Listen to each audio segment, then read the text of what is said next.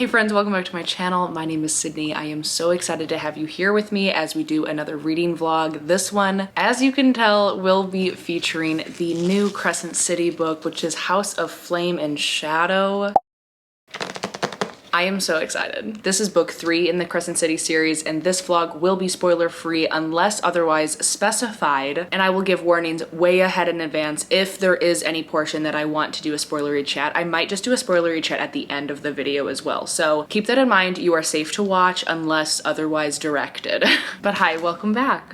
It is January 30th, release day for this title. I actually went to a midnight release party at my local indie bookstore, which is why I have the exclusive indie edition. Another reason why you should always support your local indie bookstores is this reason in particular. With the book, they gave us all this little like confidential manila envelope, and it says do not open until page 211, Crescent City 3, and it says and don't bend. So like I cannot wait to see what's in here, and it is the literal cutest thing I have ever seen. Also, I wish that I took some actual b-roll during the midnight release party, because at this bookstore we have different book clubs, and the fantasy romance person that runs that book club, she went above and beyond and made so many like murder boards of this series and all of Sarah J Maas's other series, and just sort of like theories and just all of these different things that could be going on, and it was so cute. I loved walking around talking with everyone and obviously reading all of the theories and boards. It was literally so much fun. So was super excited that I was able to attend and get this copy a little bit early. This morning I actually had quite a few things that I had to get in order before I dove back into this world, so I just made my afternoon caffeine. It was a dirty chai, which I've never made at home,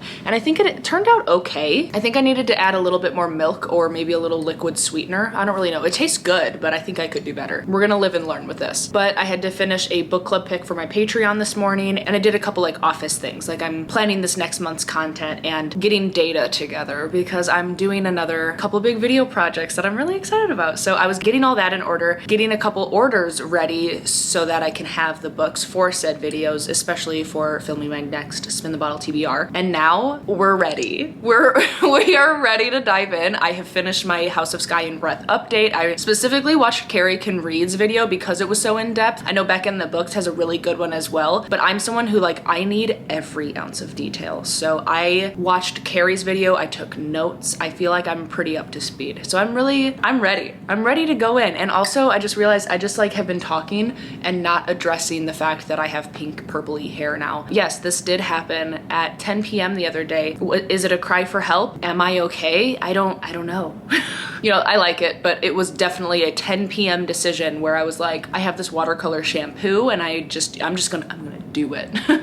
So we did it, and here we are. But now that we're all caught up and on the same page, it's time to read. It's time to start reading this book. I'm so excited. Okay, welcome to the vlog. I'm so excited to have you here. Let's go start reading.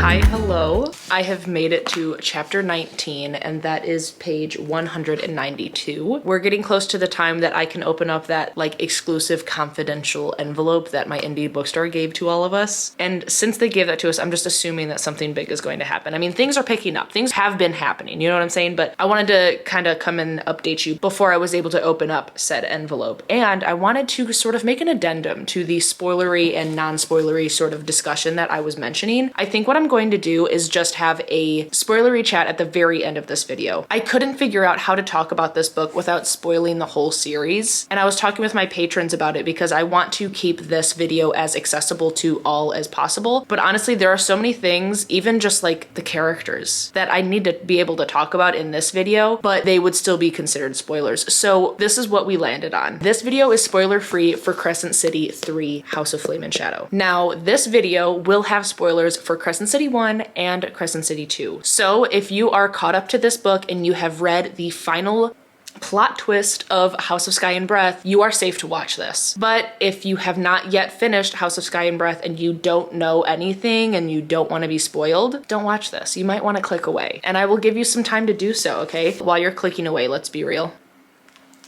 Okay, cool. I'm assuming that if you're still here, then you are okay with going forward in this video. And that being said, let's talk about it. So it's weird, man. I can't tell if I'm loving this or not because like I liked ACOTAR. I liked that series. I love those characters and I love Crescent City and I love these characters, but this overlap, this crossover is weird. And I can't tell if it's in a good way or a bad way right now. Like I don't hate it, but I can't decide if I like it. I'm enjoying all the Easter eggs and I'm enjoying all of the like overlapping lore because it makes me have a deeper understanding for both series respectively. But the characters interacting, like it's so weird. Like Bryce is telling them about her cell phone, like telling her about how it works. And it's like weird because the ACOTAR world is sort of like medieval. I don't know if that's the right term, but like it's very much like old. And Crescent City is very much an urban fantasy and it has all of this tech and these modern things. And it's weird to see this crossover. Like, I don't know how to take it.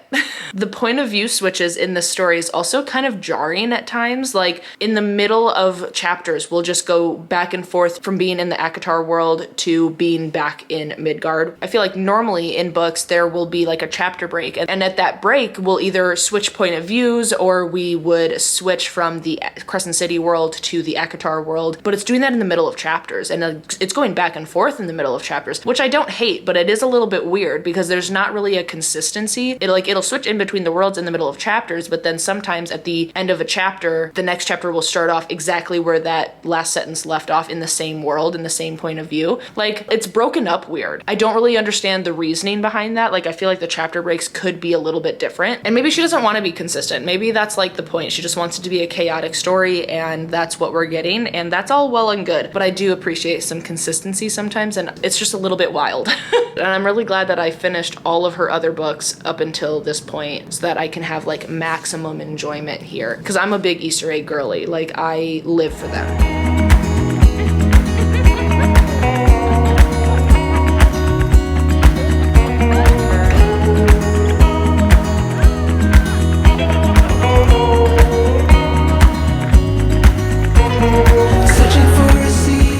Hi, good morning. Just had to stop at the post office to check my P.O. box because my friend Emily messaged me yesterday and she was like, hey, have you by chance checked your P.O. box recently? And I was like, oh, I haven't for like 2 weeks. Therefore, I stopped this morning and it looks like she sent me something from Novel Wicks, which is a little like bookish candle shop. So I'm excited. Let's see what it is. I was really confused for a minute because there's a holiday Christmas card in this, but I think this is the owner of the shop. But I was like, who are these people? Okay, no, that makes sense. Yeah, it's definitely the owner and her daughter. That's adorable. I love that she included that. Okay, I was really confused for a hot second though. Okay, let's see. Oh my goodness, it's so pretty. The fact that Emily just bought this for me and sent it to my P.O. box is actually the cutest thing ever. So the way that Novel Wicks works is they have, like I said, like bookish themed candles. Like they have like Xaden, they have Crescent City, they have like Rhysand, they have all of the major like book people, you know? So let's see what she chose for me. Not a person, sometimes they're just like vibes, right? So this one is Home Alone and it's Birchwood Pine.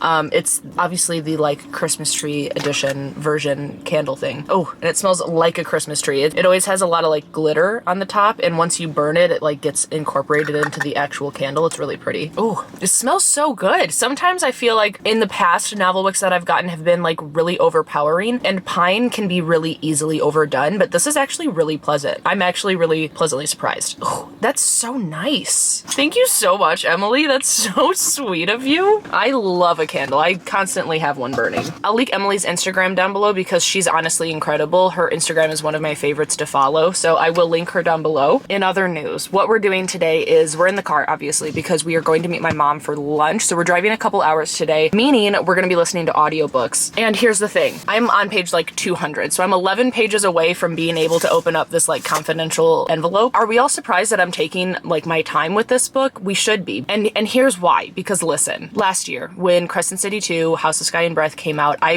read it in one day. Binged it and put out my vlog. I wanted wanted to be the first one to have a vlog out, and I think I was. I don't know, I don't really care anymore, but like that is no longer my focus. Like I think binging it in one day like did me a disservice. I don't think I enjoyed it as much as I could have, and I don't think that I picked up on everything that I should have. So this time around, I'm taking my time, okay? I still will have this, you know, done in the next few days, most likely, but I'm not like pushing myself or forcing myself to sit down and read. So I will be reading this more later, but since I want to like really pay attention to this one, I don't really want to listen to it while I'm driving on the highway because I don't know, I might miss a couple things. So I'm going to be setting this down just for like a couple hours, and I'm going to pick up a book that I have read before. It's a reread for me. I don't really reread books, but here we are. We're going to reread The Starless Sea by Erin Morgenstern. I actually, like, this is one of my favorite books, like in history, one of my favorite books ever. I'm rereading it because it was actually my book club pick for January, this first month of the year, and our live show book club discussion is going to be on February 9th, so I need to start reading it so that I can finish it before that, and it'll be a perfect like driving audiobook because I've already read it. I already know like what happens, but I still want to reread it before the live show so that I can actually like remember specific plot points and, you know,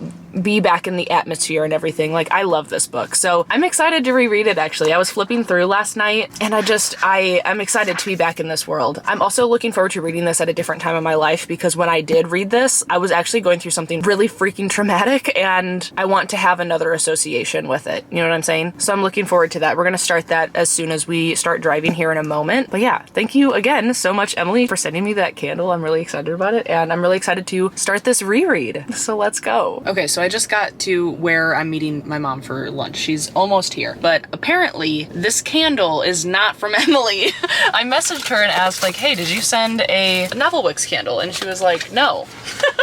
So I don't know if maybe like the company just like sent out a Christmas candle to people who've ordered from her before or something, but regardless, I mean, that's really sweet. I'm excited to have that candle, but now the problem is I don't have what Emily sent me. So now I'm gonna have to go back to my post office and ask if they have it somewhere else, if it's stashed somewhere else. Maybe the wrong address was like entered into the system when she was shipping it. I don't know. We're gonna have to do some sleuthing. So that's interesting. But I did get about obviously like an hour into The Starless Sea. It's so good. It is just as good the second time around so far. It is so atmospheric. I love the writing. It's pretty pretentious and I love it so much. I'm so excited to get even deeper into the world again. I mean, I don't reread books a lot because I feel like I'm an impatient person and I feel like if I know what's gonna happen, I won't enjoy a story as much as I did the first time. So this is really fun to be rereading a book and having like just as good as time as I was the first time. So I'm really excited. I might be entering my reread era, honestly. We'll see. All right, I'm gonna go meet my mom for lunch and I'll check back in again later.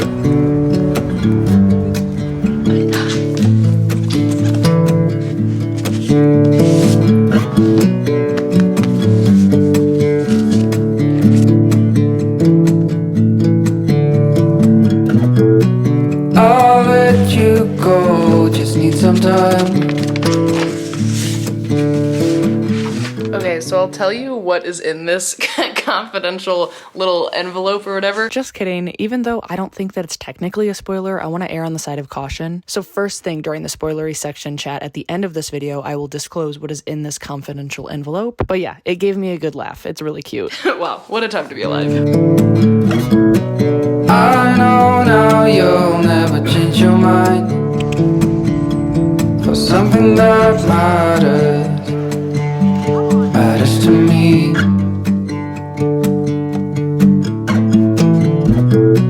You do not know what I have in mind. I packed our bags, we'll be on our way.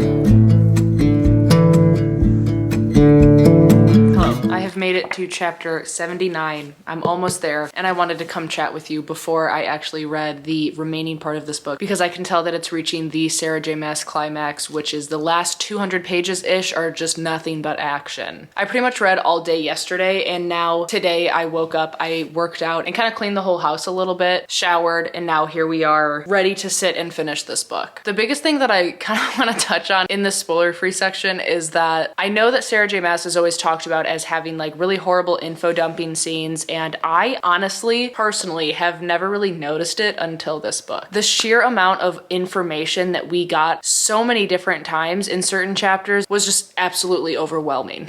Like, I know that we're like crossing worlds and doing all these things, but I don't know, there's gotta be some other way, because there was just chapters of nothing but lore and information and world building. And then other chapters, there was just kind of like, we're walking around the meat market, or we're walking around wherever we are. And you know, like things are still happening, but there was so much info dumping in this book so far. And I think like from here on out, being this far in the book, like most of the info dumping will be over, but honestly, I wouldn't really put it past Miss Sarah Janet to leave us with a couple more scenes of that. I don't know how I've never really noticed her info dumping before, because I think that it really is kind of the top thing that people complain about in some way or another. Truly, like I never noticed it until this book, and this book there is wow, a lot. It was so much so that towards the middle of the book, where there were these long scenes of info dumping and world buildings, it was almost like we were getting told the information multiple times, but in different conversations with different characters.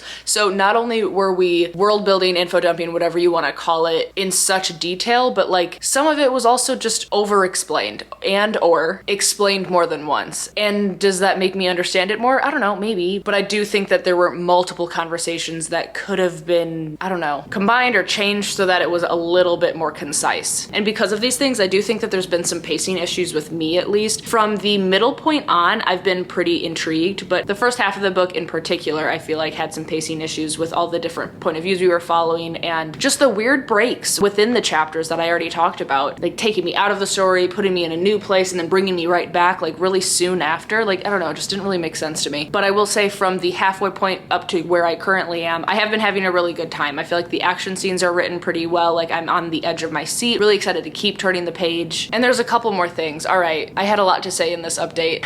Like, I don't know if this is just a me thing, but sometimes the writing, like, there's nothing wrong with like being cringy, or like, you know, you can love what you love and that's totally fine. But I just don't vibe with how she's writing her dialogue sometimes, and particularly with Bryce. Like, Bryce is our really like strong-headed female lead. Like, I love her. Bryce is my girl. But like, one, I'm getting really sick and tired of all of her point of view and all of her storyline being off page. Like, we don't know anything that's happening with her until she's like, oh, by the way, here's this huge plot twist, and I've been doing this for the last 6 weeks or something like that. And you know, like, yes, it does add to like the big reveals, and it makes it sort of like, well, whoa, didn't see that coming. It's like, no, you could not have seen it coming, because there's been no character development or story following her. Like, book one was definitely Bryce's book, you know, and now I think it's evolved to be the whole team's book, which again is fine, but I do really wish that we were getting more like direct point of views from Bryce, because I do feel like she's like hardly even a thing anymore. And I feel like that's why I didn't love book two as much as I loved book one, and now book three, so far I am liking more than book two. I will say that. I like this storyline a lot more than book two, personally. But yeah, okay, I think that's all I wanted to kind of update you on.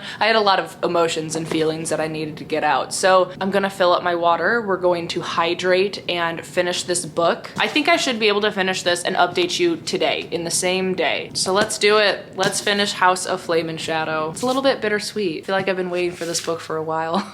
Now it's almost over. There.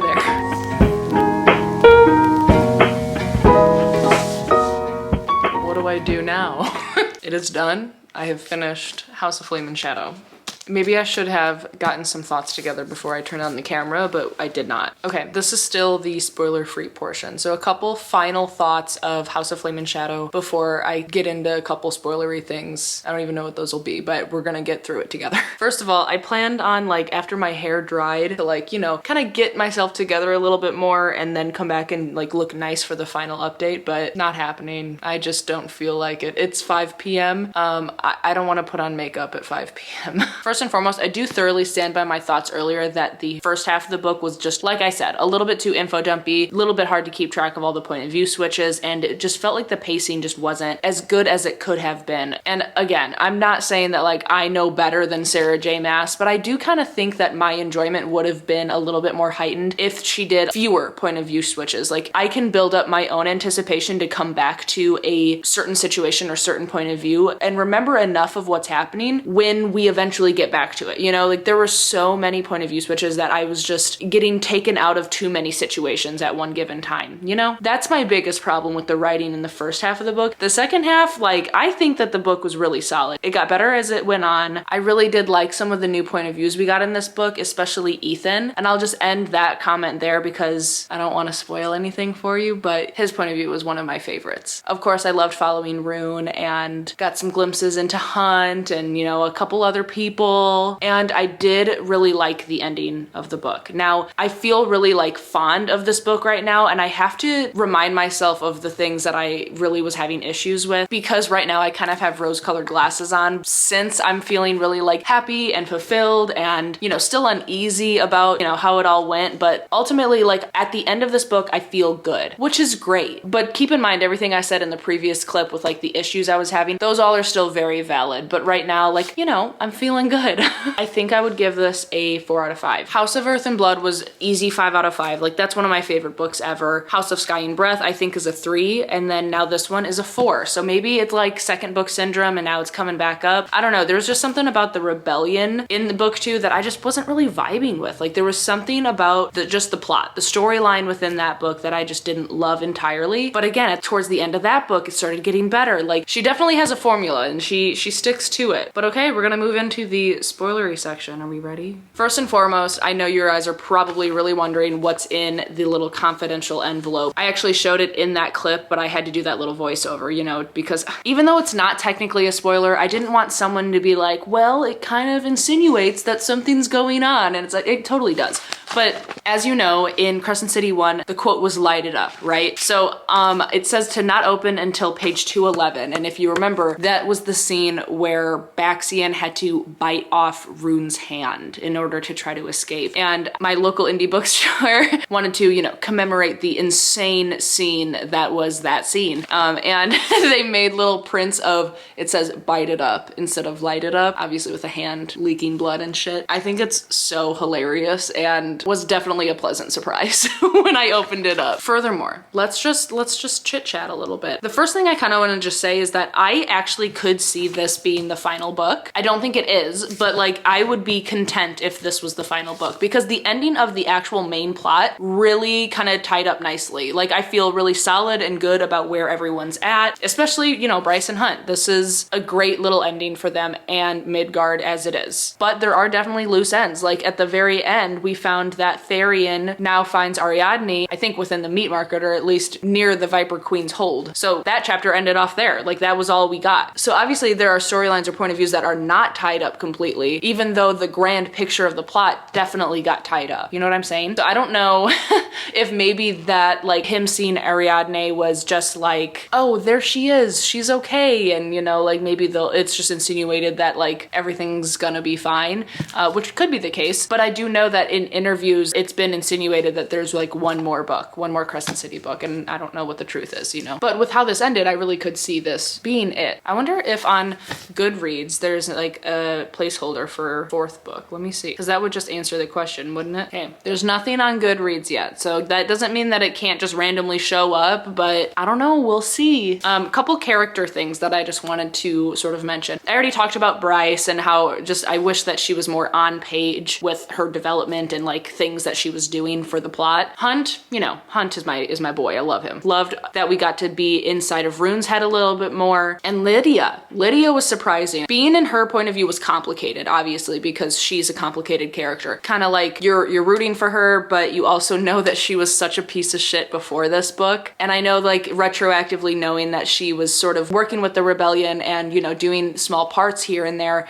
I mean, it's still like a little bit hard sometimes to kind of put it aside, you know what I'm saying? So by the end of the book, obviously completely rooting for her and like hoping for her happy ending and everything. Definitely when her kids got kidnapped by Pollux and she was just letting that blind like maternal instinct take over. And I'm not a mother, so I don't know, but I do feel like if she has such training as the Hind, she would be able to sort of take a step back and think rationally about things. And she was just going like off her rocker. You know what I'm saying? I do feel like that would have been a little bit different, but you know, this is what we got and that's fine. But that was one point that I was like, merp. I loved the little Connor cameo, how we got to see him in the Bone Quarter. Ethan's point of view was one of my favorites. So especially when he went into House of Flame and Shadow, from there on out with his point of view, like I loved going to see what he was up to. Up until then, he was kind of just, you know, a side character doing his little side wolfy things. But then when he started making his own decisions and then he became Prime and like all of those things, man, that was really cool. I liked his point of view. The final battle scene I think was really fun. Learning how to use both of their powers and the two swords to, you know, put the Asteri into a black hole. The way it was written, I could really see what Sarah J Maas was like depicting within the situations of like the time slowing down, the little pinpoint black hole at the end. Like I thought it was written really well. And I can't believe I haven't touched on the crossover with ACOTAR yet. Hello,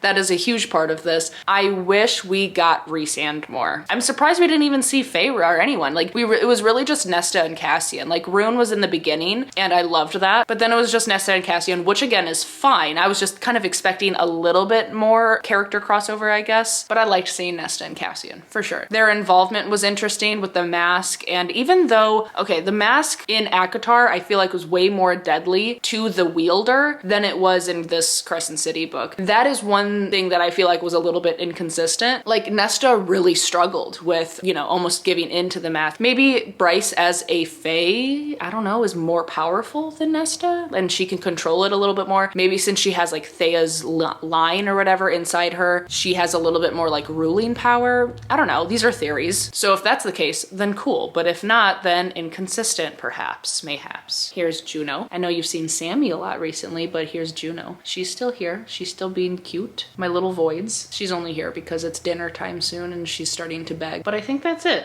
Do you think so, Buggo? Do you think that's all she wrote? I mean, I could like flip through my annotations and do a whole thing because I keep being reminded, like how Hypaxia and Jessica, like I loved seeing them more in this book. This book is so much better than the last one. Like it was kind of like nostalgic of book one, which is what I wanted for book two. So this was really fun. I know it had its issues and I hope that this vlog was somewhat fun. Thank you so much for being here and experiencing this with me. Let me know down below if you've already read this book and what you rated it, or if you are currently reading it, let me know a couple non-spoilery thoughts. Remember to keep the comments spoiler free. Please do not spoil anything for anyone. That's no fun. Unless you make your comment, you know, like spoilers below and then enter multiple times so that you have to press read more on the comment. You know, that's fine. Just be kind to your fellow readers and don't spoil things on purpose. But yeah, while you're in the comments, if you don't have anything to say about this book, then just leave me the crescent moon down below. And while you're down there, don't forget to subscribe and like the video. I always appreciate your support. And of course, be kind to one another and happy reading. Bye.